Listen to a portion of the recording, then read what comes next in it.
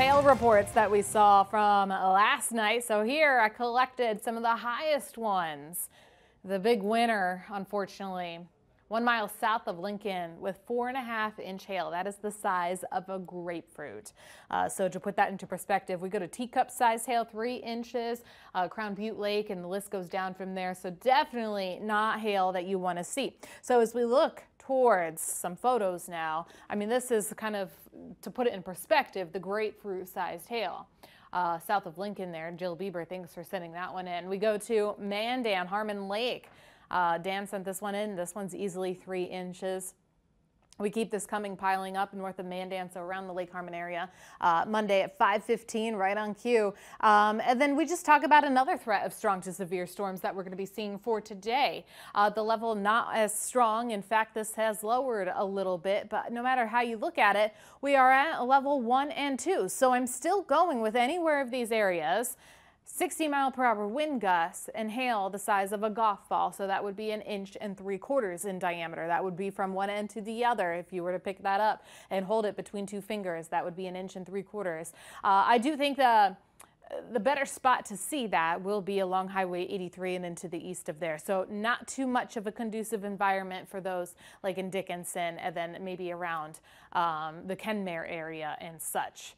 But we turn here to the afternoon. We're going to start to see some spotty showers. We're already starting to see that in Williston, perhaps not reaching the ground because it is drier right now with dew points in the 40s and 50s. Muggier though, with the favorable environment the further east we are located. So yes, today's still going to be sunny. Yes, today's still going to be smoky. But as our shortwave trough comes through, you can see that here by 4 o'clock, we're starting to spark up those T-storms. You can see more of the south wind to the north wind. Well, that tells me our trough is right where it was almost set up yesterday. So practically the same area, seeing that large hail to damaging wind or two as we go into this evening. So Tuesday, 7 o'clock, the timing very, very similar to yesterday as the setup's pretty much there. Although I do think we're going to see maybe some rumbles of thunder as we go into the Harvey and Rugby area and then all the way down into Corson County once more. Sun sets around 9 o'clock. Those storms continue to move eastward. I think behind the front we can still see some rumbles of thunder. Those are not expected to be strong to severe, but they do continue into the overnight hours to about 8 a.m. or so tomorrow morning. Now outside of that, the other big story is also the heat. Well into the 90s today, 95 in Minot, triple digits in Buffalo there.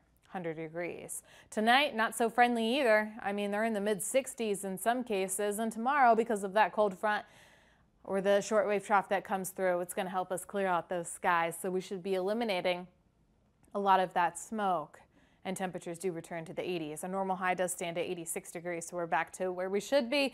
But then look where we go for Thursday once again. Well into the 90s, sunshine, triple digits is a possibility, Krista, as we go into the southwest. But for everyone else, I'm thinking 90s. Good for, you know, last couple of weekends of the pool. Don't forget sunscreen. Stay hydrated in that heat. Yeah, it always seems like that end of summer comes quicker and quicker every year. Back to school shopping, and stores are loaded.